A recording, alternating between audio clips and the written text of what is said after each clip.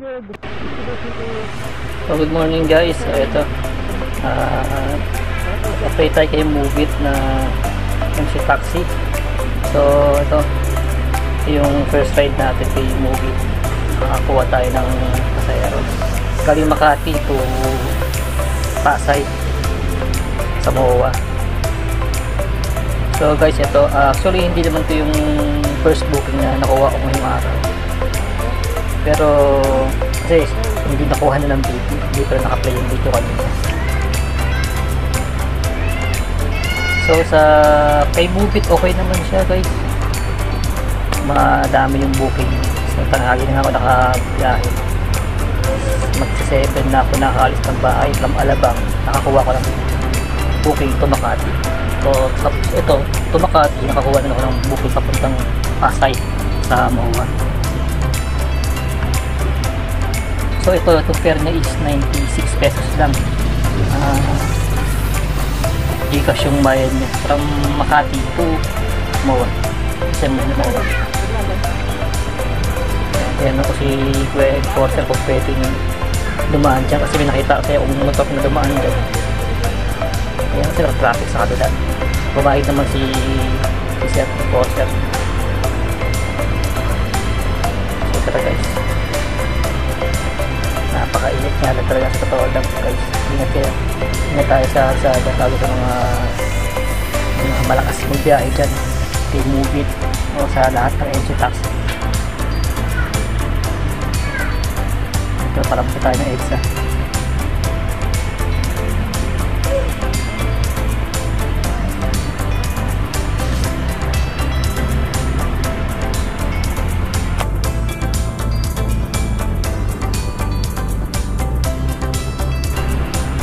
So guys, nakakatawa to si Joyride Driver.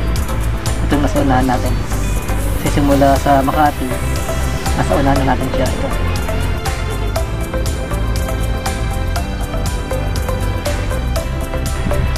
So yun mga guys, palagi tayo magbaong tubig. Napakainit. Mahirap na dehydrate. Lalo sa trabaho natin na nasa kalsada. Hindi lang MC Taxi.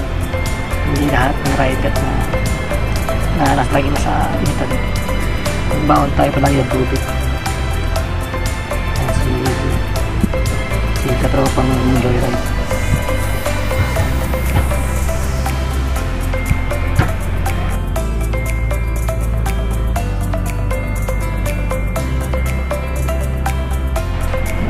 Tara guys, rides muna tayo.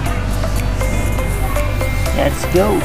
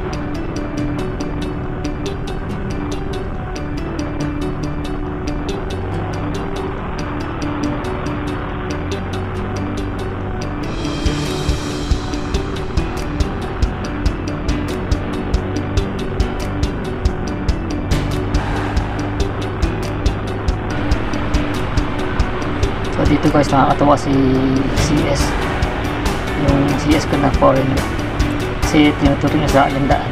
Alam ko naman yung daan, pero nakakatawa kasi mas maganda lang yung nagbibigay na idea yung CS mo.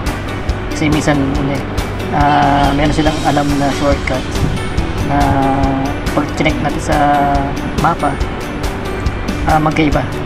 So minsan malayo pag sa mapa. So mas maganda yung may alam ka sa daan kung saan yung destination ng CS. Kaya ito, tinuturo niya sa akin yung daan kung saan mas malapit.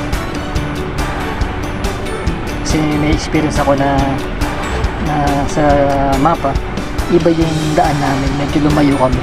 So hindi naman nagalit yung CS ko, no. Naintindihan niya naman na ganun talaga kasi hindi ko rin sa ulalo yung lugar. So kailangan ko rin magmapa. So nagkataon lang talaga na hindi siya ganun ka-accurate. Yun lang.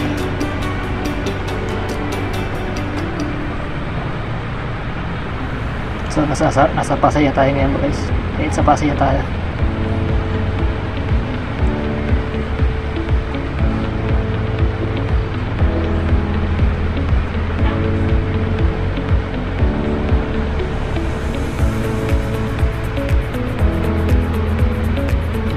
Traffic na guys.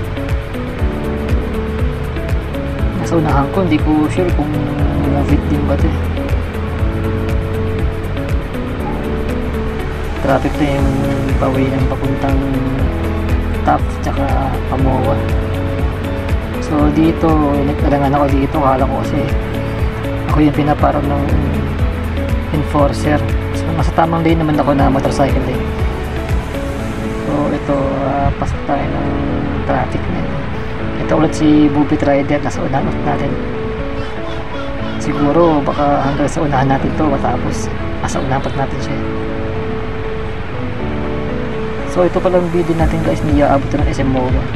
So nag-cut na yung video natin, hindi na umabot sa mismong destination ni CS.